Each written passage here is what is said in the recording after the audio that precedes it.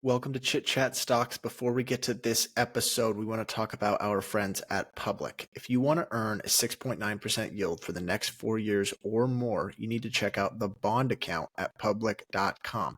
It's a new way to invest in a diversified portfolio of bonds and receive monthly interest payments. The best part, if you act now, you can potentially lock in a 6.9% yield until 2028.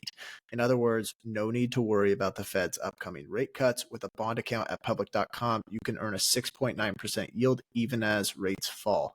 It only takes a couple of minutes to get started, but you have to act fast if you want to take advantage of some of the highest bond yields in years. Discover how you can lock in a 6.9% yield until 2028. The new bond account only at public.com/chit chat stocks.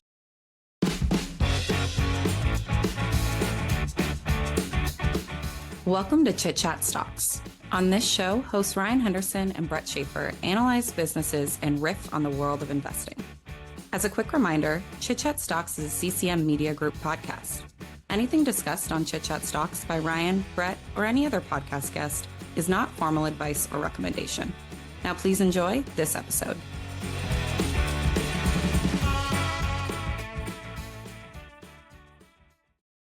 Welcome in. This is another episode of Chit Chat Stocks, a podcast talking about all things investing, financial markets, any stock you really want, large caps, small caps, whatever. And we have a recurring guest back on today, the leader over at 7 Investing, and for any of the video watchers, a ardent Saints fan celebrating a 2-0 season, Simon Erickson, covering a lot of innovative and disruptive companies over at 7 Investing. And we have one of the I'd say any long-term listeners know that Ryan and I could be a little bit skeptical with some of the innovative companies out there, and we're a little afraid to invest in, high-tech stuff just because it's outside of our circle of competence. But this one is one of the most exciting ones out there, and I think the business model is becoming more clear every single day. Full disclosure, it doesn't come without any risks, as we'll talk about throughout the show, but the company is Rocket Lab, trying to become one of maybe the second SpaceX, although I don't know if Simon would agree or disagree with that, end-to-end space company. And we're going to kick things off. They've had a good run to start the year. What has happened with Rocket Lab, and why do you think the stock is gone back above $6 a share? Brett, first of all, it's such a pleasure to be here with you and Ryan again. We've been doing podcasts together for almost 5 years. And thank you also for the shout out from my Saints, who can't go without saying number one team in the league right now. We knew they were going to beat the Panthers, but they dismantled the Cowboys. I got to take the opportunity to give them a shout out. The podcast. I was saying value stock right there. Yeah, and like you said, undervalued, right? The Saints were an undervalued opportunity at the beginning of the season. Exactly. And before we get started, maybe we're going to talk Rocket Lab, as I mentioned. Maybe I'll ask that question again. But 7 Investing, for anyone that doesn't know, what's the type of companies you guys like to cover over there? Yeah, you nailed it. When you said innovation and undervalued, that's kind of the combination that I found my niche in, which is a rare niche, right? When you're talking about innovative companies, it's typically people will pay whatever, whatever price to sales, 40 times X, whatever. It's just going to be all on a PowerPoint of how big the addressable market is. And then the other side of it is undervalued, where, you've got people that have got 20 tabs open on a spreadsheet for a DCF, which is typically something that would be very easily to model.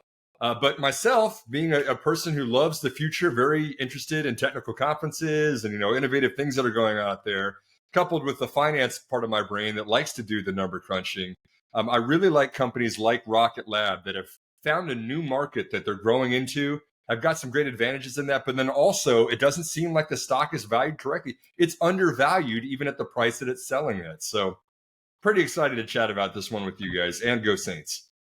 All right, yeah, that's a great introduction, great little tease. But let's ask it again. What happened to Rocket Lab in the last year, and why do you think it's shot up back above $6 a share? It's been pure execution, Brett, and finally the market is starting to understand that. This is a company that came out in 2021 in the SPAC IPO phase. If you remember, there are a lot of those space stocks, Virgin Galactic, Virgin Orbit, just to name a few, Astra Holdings, it seemed like all these space stocks were going to the moon, literally, but they were getting ridiculous valuations to support it too from easy money. And Rocket Lab, in my opinion, kind of got coupled with a lot of that. And that's why the stock fell from $10, SPAC IPO, down to about $4 a share, a little bit less than that at its lows. but you see the solid execution. I think that's actually separating it from the pack a lot here. We'll talk a lot about that more on the rest of the show, but this is not just a, company you buy and hold and hope and dream. This is one that's getting some really big contracts, and the fundamentals are vastly improving for the business. Yeah, it's hard, I think, as someone who doesn't really track this stuff that closely, to see a space company as anything other than like theoretical for public investors. So can you maybe give like just a little bit of the thumbnails in terms of what Rocket Lab actually does for anyone that doesn't follow the company? What are the basics of the business? And then we'll dive a little deeper into each segment. So if you wanted to put a satellite into outer space and you didn't have your own spaceport or space pad to do it, launch pad to do it, you kind of had to rely on SpaceX to do it, right? That was the only company that could reliably even put a satellite into outer space.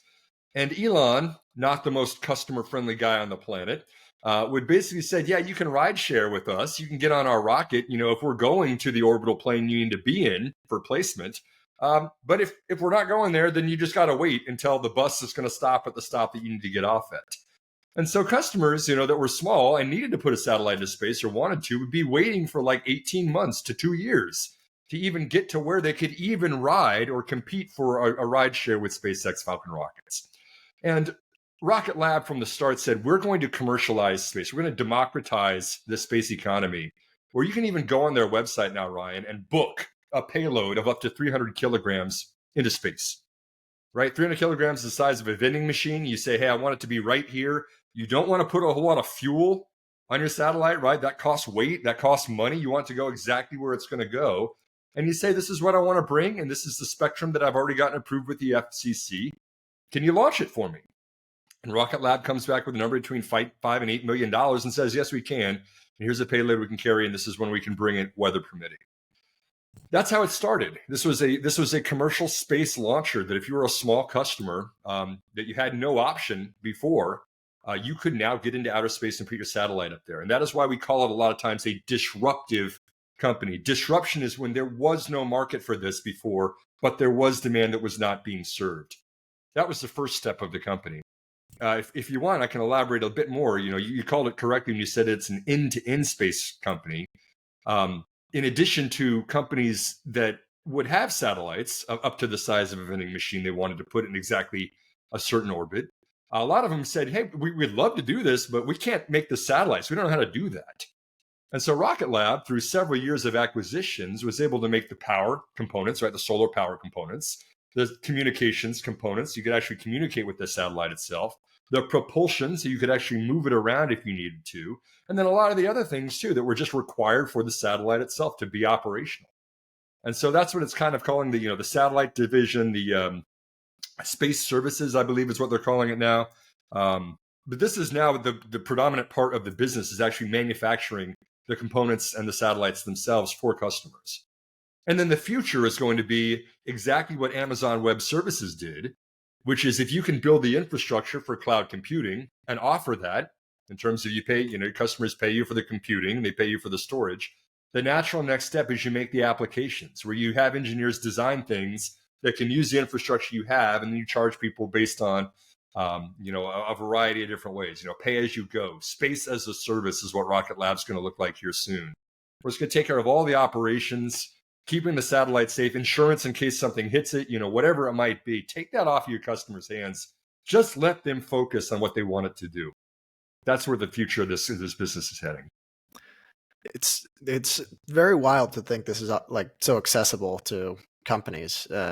I know you and Brett have that engineering background, but for the layman like myself, it just sounds like magic. So I know there's one big development here that's going on with the company, which is the Neutron rocket.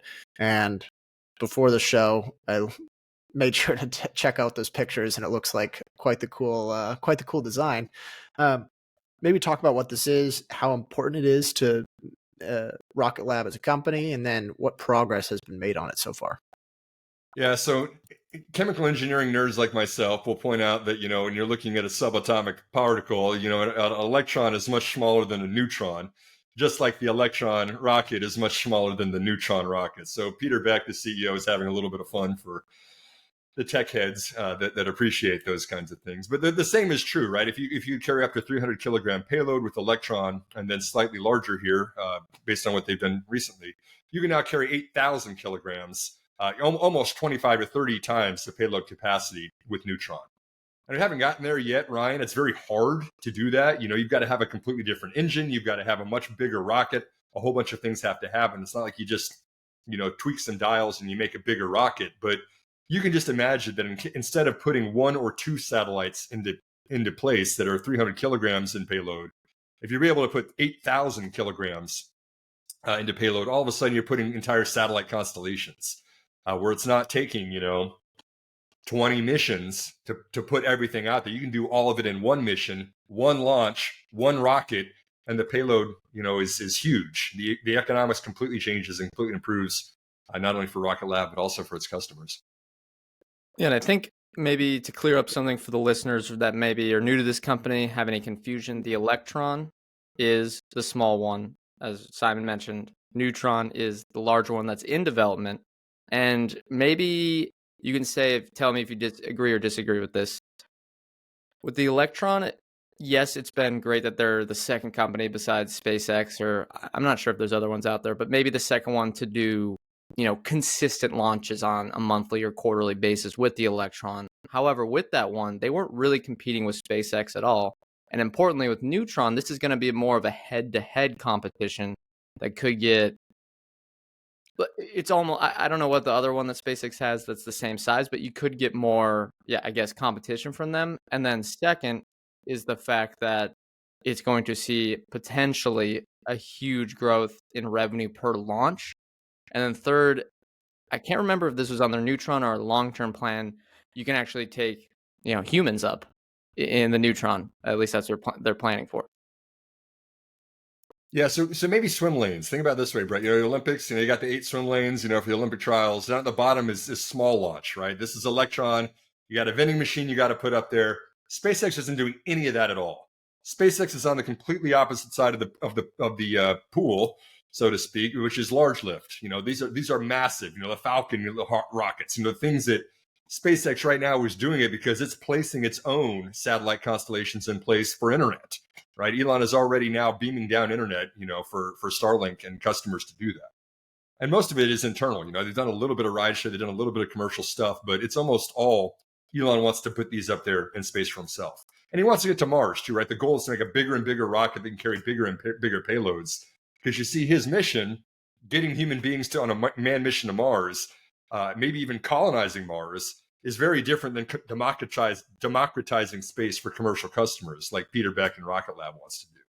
And then in the middle lanes, those middle swim lanes, there's a little bit of overlap, right? Rocket Lab is kind of moving up market where it's carrying larger payloads, maybe up to 8,000 kilos. And SpaceX is agreeing to carry somewhat smaller payloads, just like the Tesla Roadster was the most expensive electric vehicle that then it went in to make the Model S and the Model 3 and everything else. So there's going to be a lot more overlap in the future. It's very interesting to see the only two reliable vendors of launch so far on completely opposite sides when it comes to what kind of payloads they're carrying, what kind of customers they're even working with.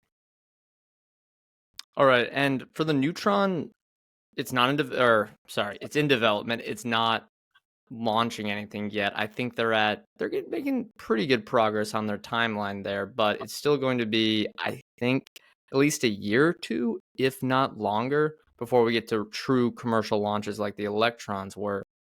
What's the timeline here? Because I know this is hurting the company's financials in the short run. I mean, they're spending a ton on R&D, capital expenditures, and that's what's causing the cash burn and the revenue, at least not the revenue, their earnings and cash flow to be negative at the moment. So it's huge if this thing gets launched and regularly launching, because that's how we're going to flip to profitability. At least that's my assumption. What is the timeline here, and what are you tracking as someone who follows this company closely? Yeah, correct. Brett, we need to be very conservative in this. I think that it's the wrong approach to just be like, oh, yeah, it's going to happen right away. Things like this are really big deals, and it's okay for Rocket Lab to miss its initial expectations. Right now, summer 2025 is the expected first launch of Neutron.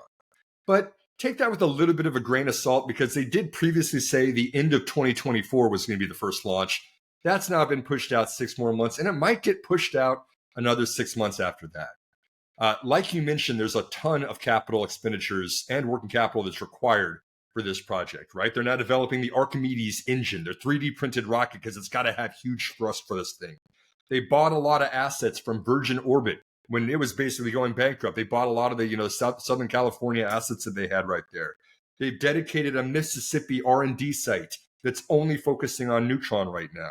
They're accelerating the automation of the composite structures that are going to be doing for the casing of this thing. This is expensive.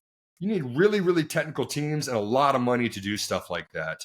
But it's also not just disappearing. I mean, you've got probably the best guy in the world at the helm of this company, Peter Beck, whose very motto is do what you say you're going to do, right? He's not going out there and just burning people's capital on or lighting on fire. He's developing some world-class capabilities and infrastructure, which includes 3 launch pads, multiple locations, manufacturing R&D centers. You can see they always post in every quarterly conference call the updates that they're making on this. And if it even gets one launch in 2025, which is what I'm predicting at half of what their kind of expected revenue per launch is, they're expecting to do $50 million in revenue per launch. I think the first one's going to be half off for the first customer to commit to it. But if they're even doing, call it 4 launches by 2026, 2 years out, and then 8 launches by 2027, out, this redefines the entire business economics. Reusable 8,000 kilogram payloads for satellite constellations. I mean, that's EBITDA positive. That's something no one else is going to catch them. And they're narrowing the gap on SpaceX, where all of a sudden you can start carrying some really, really big customer payloads. Yeah, and I think the exciting thing here is that it's not here yet. It might be here in 5 or 10 years. You can smell the potential duopoly that could happen, where this is such a capital intensive and R&D and really just engineering intensive business that it's hard for someone to catch up from scratch. You mentioned earlier launch, spacecraft, and then services as their 3 pillars of what they're trying to build over the long term. We've talked about rockets first, so let's hit that one. It's the one that's been around the longest. It's a little bit muddied because you have the Electron segment combined with Neutron, but Neutron's not launching, as we mentioned. We just talked about that's important. How big and profitable can this get? I know the company's got a market cap of, I think, around $3 billion right now. Revenue is only about $300 million, and you mentioned $50 million from one launch on Neutron. That could be a huge boost in revenue. I mean, what are you modeling out here? How, from revenue or even profit perspective, what can this generate for Rocket Lab? This is a great question, right? How big can this actually be versus how big the slideshow is going to show that it's going to be? And Brett, I did put up on 7investing.com, just search Rocket Lab if you want to see my full discounted cash flow. We talked about that a little bit earlier here in this show.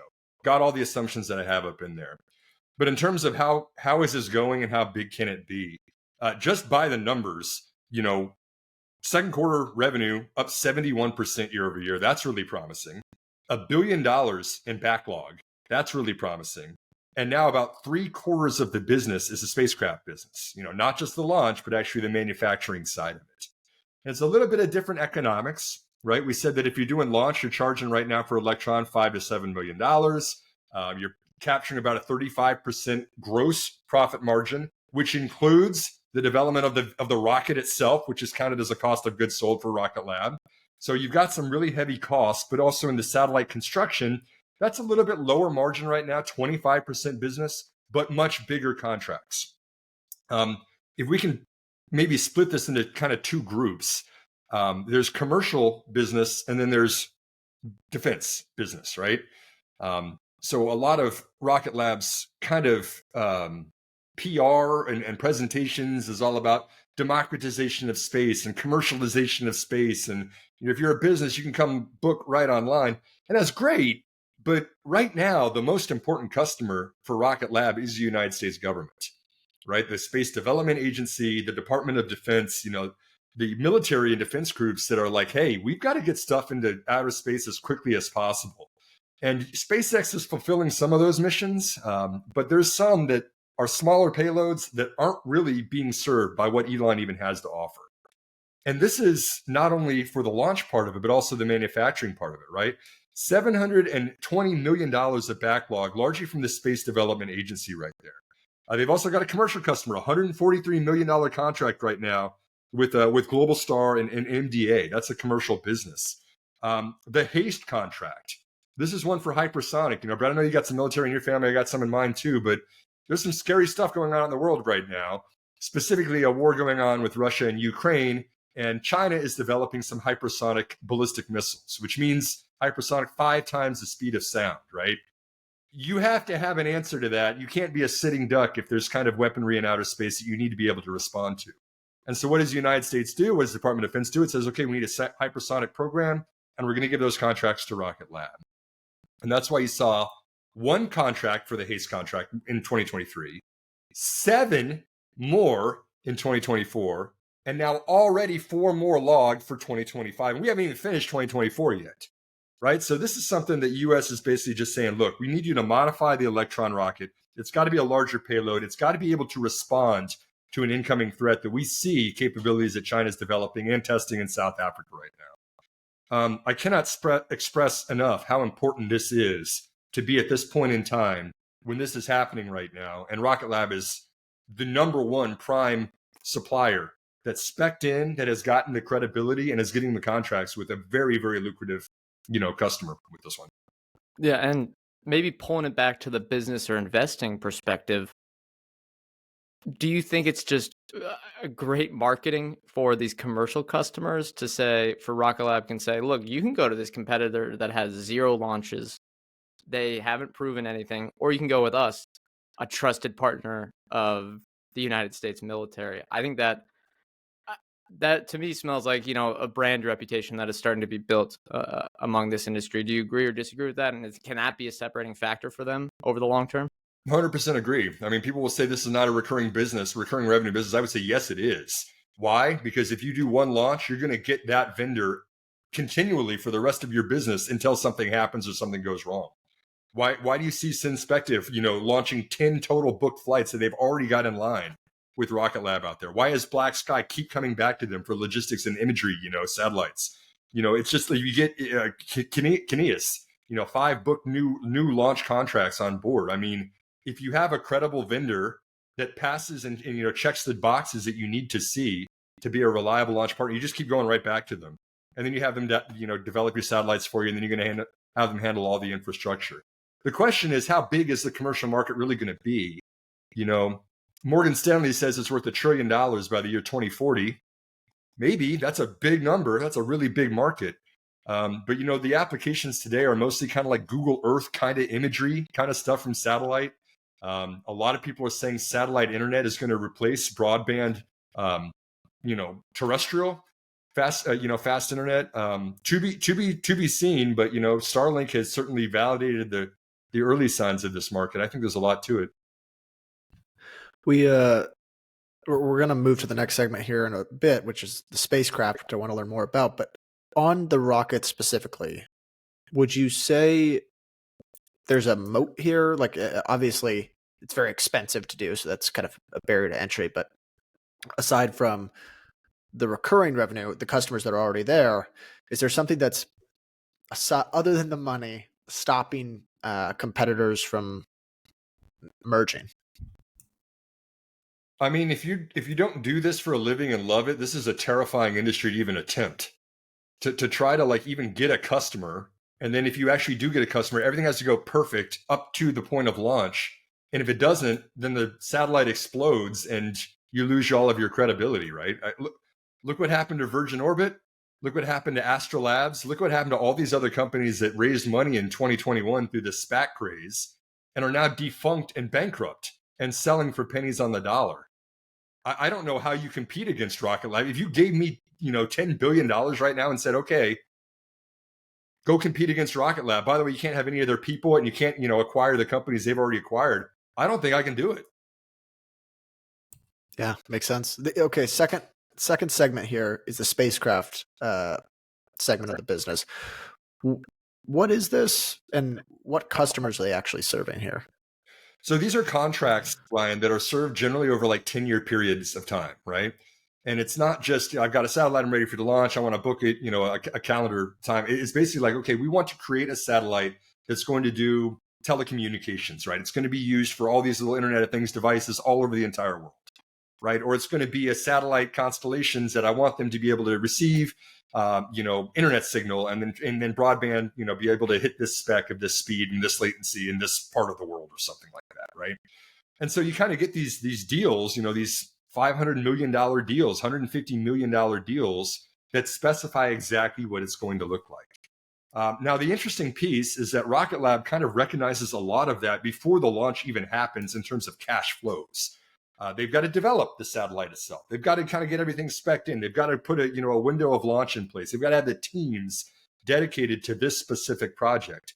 And so, interesting little known fact is that actually 90% of cash flow comes before the launch with any commercial customer.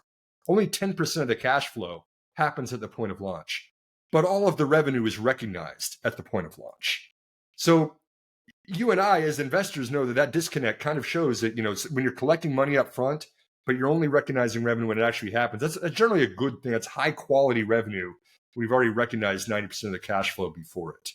But it's, a lot of it is just the components, if not the satellite itself. It could be the propulsion systems. It could be, again, like the solar, you've got to power these things. You've got to do the communications with it.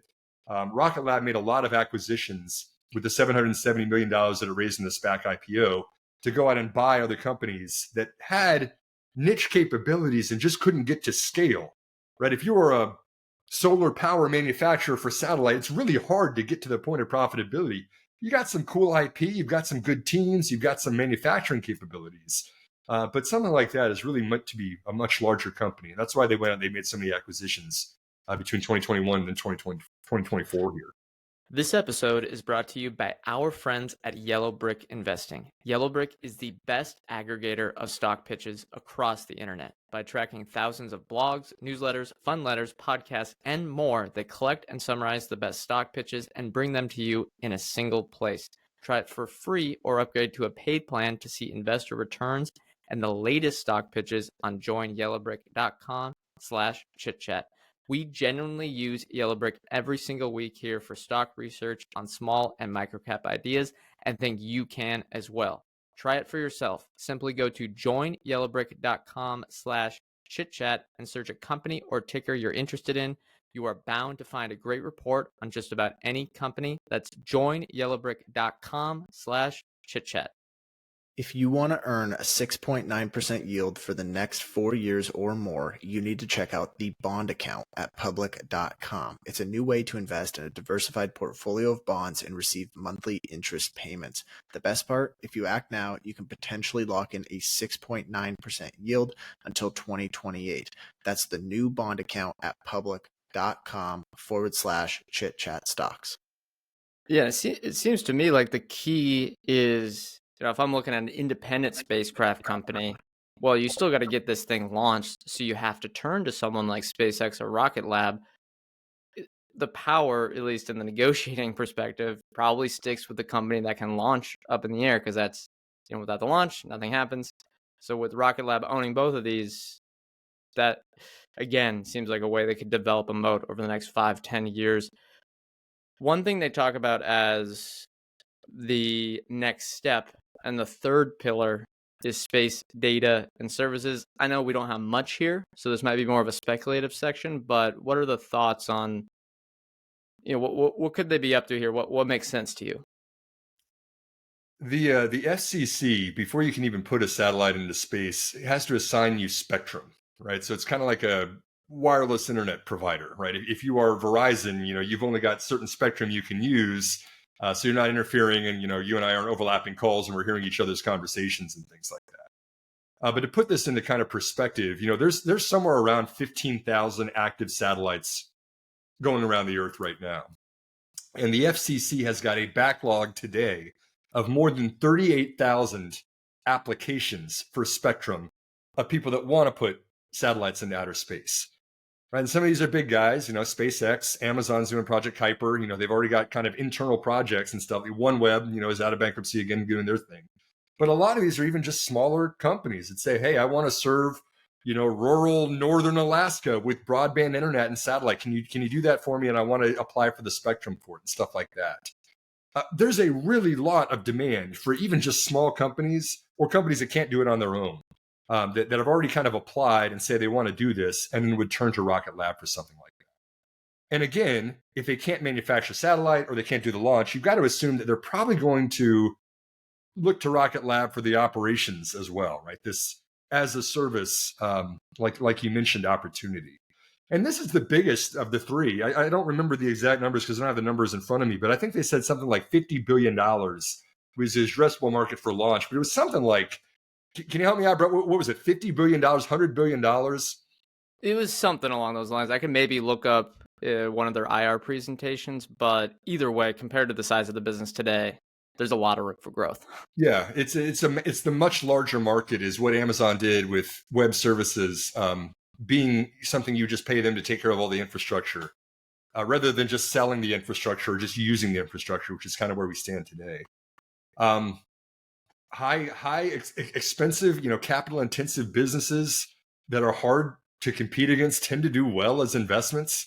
Taiwan Semiconductor, ASML, stuff in the semiconductor industry is very capital intensive, and it's always, you've got a couple that are really far ahead of everybody else, and those duopolies or oligopolies, very, very limited number of companies that do what those guys do, can be fantastic businesses for decades.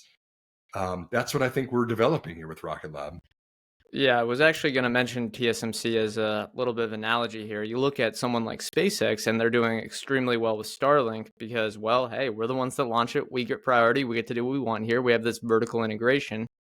Do you think Rocket Lab is going more for the TSMC style, where they're saying, look, we're not going to compete with you on satellite service, but we're going to be the quote unquote, do the hard stuff for you, and we'll have all these design companies and stuff like that? Does that analogy make sense, or is it a little bit different with this industry? I think they're both going to win. I don't think it has to be that, Rocket Lab's taking SpaceX contracts away from the Department of Defense. I think the Department of Defense recognizes Rocket Lab's ability to turn around really quickly and put a satellite exactly where they want it, exactly when they want it. And they haven't found that capability yet, but this whole HASTE program we just talked about was designed for hypersonic. More and more, I kind of think that's where they're going, right? These are modified Electron rockets that are specifically for this contract, these projects, that has been very profitable for them. Reusability too. We haven't even talked about reusable rockets, but Rocket Lab is right on the cusp of being able to fish out its own rockets and then reuse them multiple times. It's already shown that it's done it one time already. But if it can consistently reuse at least most of the rocket itself for multiple missions with commercial or government contracts, and they give a little bit better pricing if you use a reused rocket rather than a completely new one, that improves the entire economics for everybody. I have a question regarding the balance sheet. And I guess more the opportunity here in general, Rocket Lab went public through a SPAC in 2021, which I know there's maybe some investors that are listening and hear that word and they cringe because SPAC has kind of become a bad word in investing, and there's a lot of companies that did not turn out so well from the SPAC. But what do you think a SPAC provided for Rocket Lab in this case? Do you think it was beneficial for them? Do you think they would have been able to get to the size they're currently at without the SPAC? Or I guess, how do you view it? And then maybe just in terms of the balance sheet in general, any concerns about the cash balance or them running out at any point? Yeah, I mean, let's turn that around and figure out why are people referring to SPAC as the 4-letter S word now, right? It's because you lit money on fire and you didn't use it responsibly in a way that provided you with an ROI, right? Why did SoftBank fall apart as a holdings company? It invested in things that it thought was going to have a 300-year lifespan to work out. And Masayoshi Son, as smart as he was, wasn't providing an adequate return for his investors, right? Same thing with SPACs. You raise a lot of money, you launch a rocket, and it blows up on your very first launch. How much credibility do you have for the second launch, Versus somebody like Rocket Lab, who's already winning massive $100 million deals with commercial businesses, $500 million deals with accredited space agencies that are supported by the government, and just as building all of these capabilities with 3 launch pads and an R&D center and manufacturing abilities. Oh, and by the way, now it's going to start charging $50 million per launch once Neutron gets in the air. I mean, I'm on board as an investor, just like the SPAC investors were on board.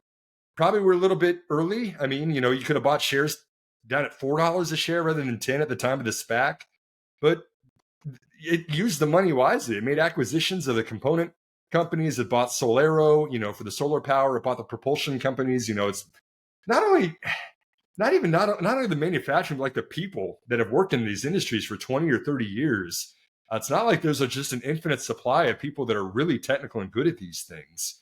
And they're kind of consolidating behind Rocket Lab right now. So I'm pretty happy. I think that the SPAC was really big. Like we said, raised almost $1 billion. I think it was $775 million they raised in the SPAC. From what I've seen, Adam Spice has used it very, very wisely and in a way that's good for us as shareholders too. Do you think, I know this is kind of hard to answer, but do you think they would still be around, still be as successful as they are today if they didn't do the SPAC, or maybe just still around, but maybe smaller if they had stayed private? Yeah, no doubt about it. I mean, where are you going to get your money from, right? If you're doing $5 million launches, $7 million, it's like picking up nickels that are, dropped in the couch cushions versus raising $700 million. Okay, that's 100 launches you would have to do. Basically more launches than they've done to date in their entire history that they raised from that event. And they did it at a premium too, right? They did exactly what they were supposed to do as a company, which was raise a lot of money at a very, very attractive valuation. And it opened doors for acquisitions, for CapEx, all the things we just discussed. I think it's kind of like accelerating your business 3 years at one single moment in time. So hugely important to answer your question. Yeah, they might not have been doing, the SPAC might not have been, hey, this is a perfect buying opportunity for individual investors. As we've talked about on the show plenty of times, when a company IPOs, it might be smart to wait a year or two, let them get their feet under and stuff like that, become a public company for a little bit. But it seemed very smart from a capital raising perspective. They took advantage of this time, and they really got, it takes a lot of money to build a space company. And we've seen that with SpaceX as well. They've raised tons and tons of money and they've got to where they are. But that leads to my next question on competition. And correct me if I'm wrong, but I think the only competitor out there is SpaceX that has made legitimate progress in commercial rocket launches. Why do you think Rocket Lab is so much better than everyone else? Oh, well, we can't invest in SpaceX yet, right? Private company, huge valuation, really good business.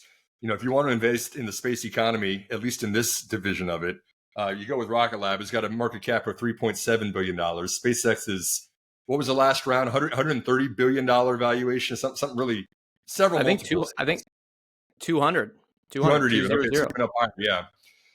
So that's a delta, right? That's 50 times larger. And they are no doubt the largest. And Rocket Lab knows that and they respect that.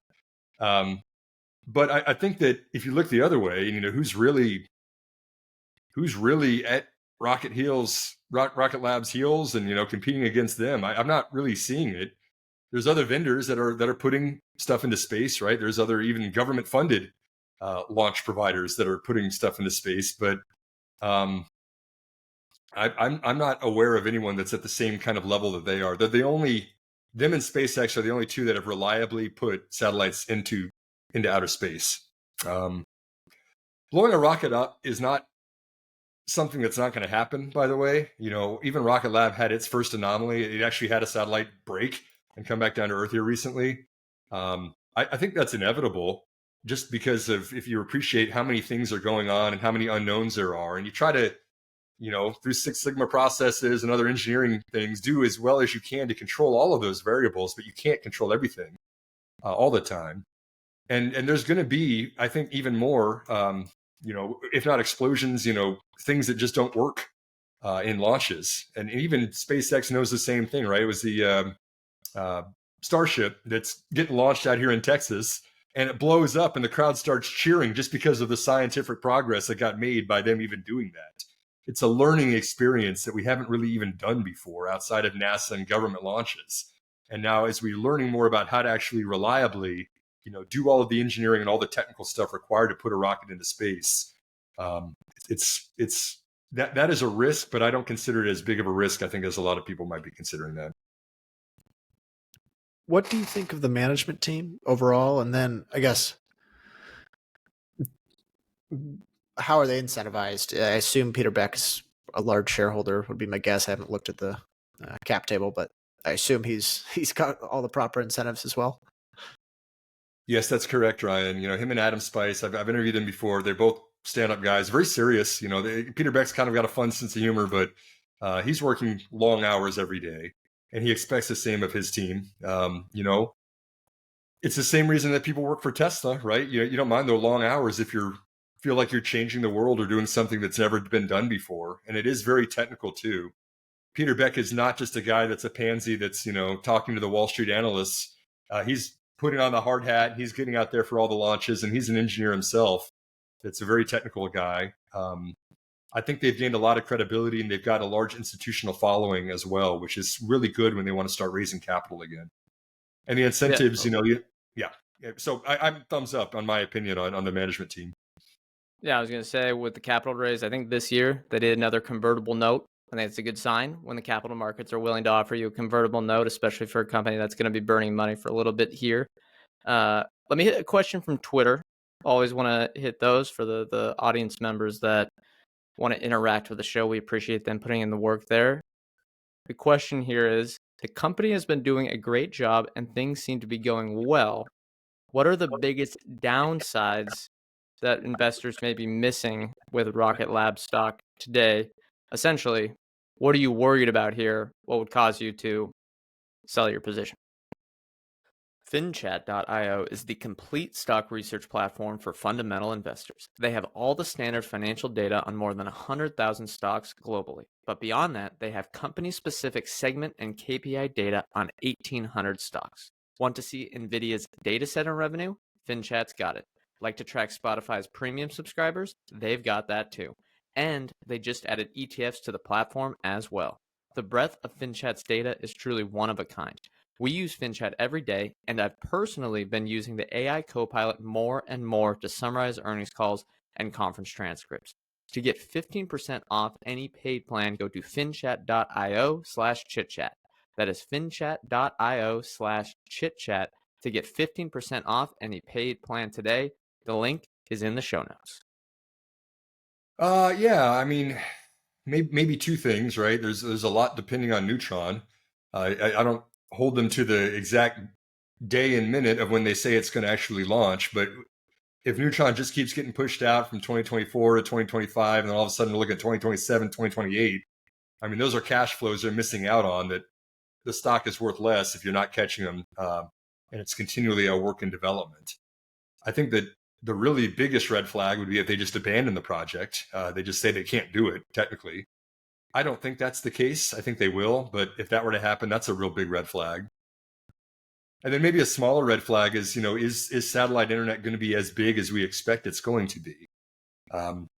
We're in a digital world right now that there's billions of people that are not participating in because they don't have reliable internet. And if you could get away from building that with the ground up and all the towers that, we've gotten used to doing and just use satellite, yes, there's a strong business case to be made for that. But the economics also aren't the same as like what Verizon and AT&T are able to charge here in the United States, in a very rural area of a developing country. And so is that really going to be a $600 billion market? Maybe, maybe not. If it's not, maybe it doesn't make as much economics to start launching a zillion satellites to serve those markets as we thought it was before. All right, here's the other Twitter question, a little bit more fun one. Will the satellite constellation they're building for themselves be used to compete with Starlink, or will it be doing something different? No, I think they want to do operations for third parties. I don't think they want to do head to head like Starlink's trying to do it all internally. A different business model, in my opinion. All right, Ryan, by the way, do you have any other questions? Can I continue that one a little bit and say there's some cool stuff that they're working on out there right now, right? Like Rocket Lab just put now a satellite in orbit around the moon. First time that's ever been done. They're doing an R&D project where they're actually going to be doing pharmaceutical manufacturing in outer space, where you don't have to deal with gravity, for kind of how you're structuring molecules and stuff like this. there's just some neat, solar power, outer space solar power where there is no rain and there's no clouds and stuff like that. I mean, there's some neat scientific stuff that we haven't even considered because of the limitations of what we've known here on Earth. That Rocket Lab is now like encouraging fun and innovative entrepreneurs to go out and try. If you can try something, raise enough money to get something out of space for $5 million, that's a lot easier than having to spend $100 million like it was even just a couple of years ago. The Richard Bransons of the world are very excited about Rocket Lab out there. Yeah. And I think the analogy makes sense where the railroads enabled all different types of business models to build on top of them. Now, this could be railroads for space, a little different, going to be different things, but still opportunities for entrepreneurs to take advantage of. And hey, for Rocket Lab's case, entrepreneurs have money to spend and they can spend 5, 10, and as you said, maybe $50 million per launch, plus all the other things on top of them. Hey, let's maybe hit one of these before we go. And I like how you mentioned that the company sent something to the moon, because then we can make our title maybe Rocket Lab stock literally going to the moon. Although I'll talk with Ryan about whether if that's too clickbaity, but that would be a funny one. But yeah, okay, back to the stock. What is the potential upside, you think? How big can this business get? So that's a dangerous question to frame it. How big? I mean, like we could put any number we want to, but just in terms of what I valued it at. And again, Brett, you know me. You know that I'm pretty conservative when I'm building a DCF or a valuation. I don't want to just go out there and put a claim out there that's egregious, and then people come back and say there's no credibility in that. I like to purposely be conservative. But even with conservative assumptions based on Electron launches in 2024, 2025, 2026, they did kind of move that out a little bit here recently. They kind of pulled it back into the high teens in 2024, and they kind of moved out the timelines to 2025. But even if we're just kind of like steady state, even getting up to 35 launches a year, at steady state, whether that happens in 2026 or 2028 or whatever it is, if we're at like 35 launches from the 3 launch pads they have for Electron, and then if we even get Neutron up to 8 launches a year, almost 1 a month, that there's going to be a customer big enough to want to put 8,000 kgs into space, right? And you keep growing the space systems side of this business too, which is the contracts with the government. You're manufacturing things. You're still capturing a 25% gross margin, which I don't think is that aggressive. I think it could charge more, but they just like to have these kind of customers on board. And I scaled up, based on the headcount, based on how much you're spending on R&D, scaled up all the CapEx. They're spending a ton of money on CapEx right now, but I think that levels off 3 or 4 years out once you've got these sites in place. And we say, okay, what's the free cash flow worth to this business, to the equity holders, to us as stockholders? Conservative assumptions, but still respecting the hockey stick, that this is a point of inflection, versus where we were even 5 years ago in terms of launches going to space and the FCC 38,000 under review for Spectrum. For me, the most likely fair value per share for Rocket Lab stock is $24 a share. And we're at what, $6 right now? So I think the stock quadruples when there's a little bit of respect given to Neutron getting off the pad and showing that Peter Beck again does what he said he's going to do and is able to get $50 million from customers that want to launch large to medium payloads in outer space. All right, Ryan, do you have anything else before we go? Yeah, I actually have 2 questions. So one's a little unrelated here, but let's say a launch does go poorly, something happens and whatever. In the worst case scenario, it blows up. Do you know, does Rocket Lab just eat that whole cost? Is there some sort of an insurance policy there? Like, how does the companies, the commercial or whoever they're serving, what happens for them? Typically they reschedule. They just say, for the last one, they did a complete root cause analysis and said, okay, this was the anomaly. There was a voltage drop in a vacuum that they figured out exactly what happened and why the satellite blew up and the rocket, failed. And then they said, hey, here's the full analysis we did. This is exactly what went wrong. We put in action correction for it. We would like to reschedule this with you. You, customer, don't have to pay more. You still paid for your launch and we didn't launch it, but all of the previous work still applies. We're going to rebuild the rocket. We're going to put your satellite right back up there exactly when we can, as soon as we can. And we've got a corrective action plan, so we figured it out. So no, you don't lose the customer. You do eat the fixed cost that you failed on the mission and you have to pay for that. Makes sense. Okay. And then the second question, this is more, I guess, personal investing philosophy, but how do you go around position sizing something like this, where obviously all the upside in the world if things go right. But like you said right at the start, very execution based. A lot can also go wrong. So how do you look at a position like this? That's a good question. I do want to put up the disclaimer, investing is very personal. So don't just do as I do or follow my lead into anything like this. But for me personally, what I tend to do is I don't even look at valuations or market caps in terms of position sizing, which sounds crazy, right? Rocket Lab is only a $4 billion company or thereabouts right now. That to most people would be a high risk, speculative, small allocation investment. But for all of the things we talked about on this show, hard to compete with them, excellent management team, excellent institutional following, has got potential to grow into a very large market, has got a lot of credibility they built. As a long-term investor, that tends to be the kinds of things I look for, regardless of what the market cap tells me, regardless of what the revenue looks like, in the previous 5 years. I would be very comfortable making Rocket Lab a larger position size. And I have. And I have personally, in my own accounts. I don't always do that because it is speculative, the risks are there. But again, there's when you're long-term investing, you want to hold a position 3 or 5 years. I worry less about like current valuations, current price of sales, market cap today versus like, what do I think is really going to happen 5 years out? What's the track record of their credibility of doing what they say they're going to do? Who's in charge? What's the incentives? What's the contracts look like? I mean, they've already got $1 billion in backlog, locked in. That says something. Revenue's growing 71% a year, and now 3/4 of it is based on the design and the manufacturing of the spacecraft rather than just launching other people's stuff into space. I mean, they're getting farther ahead of their competition every year. So I think to answer your question, which is, how do I think about investing in a company like this? It's less about metrics and multiples and valuation, more about like, what are they building? What do I think is going to happen in the next 5 years? All right, we got to let you go. I know you're coming up on time here, but for anyone that wants to check out 7 Investing, and we'll have the links in the show notes, where can they find that? What do you guys offer? 7investing.com. You can spell it out or put the number 7 Investing. We make long-term investment ideas. New recommendation each month, 5 best buys every month. In fact, I'm publishing those tomorrow, Brett. I don't know when this podcast is going to publish, but on the 17th of September, my 5 best buys from more than 200 companies we've done diligence on. There's a lot of publicly traded ideas out there, more than 4,000 publicly available stocks on the NYSE and the NASDAQ. We've looked at over 200 of what we consider to be, the ones worth looking at. And then every month I just say, based on right now, everything that we're seeing, what's the top 5 to consider? And then we hand those out and you say, is Rocket Lab right for you? Is one of the other companies right for you? Investing is still a personal thing, which is why we're not managing anybody's money.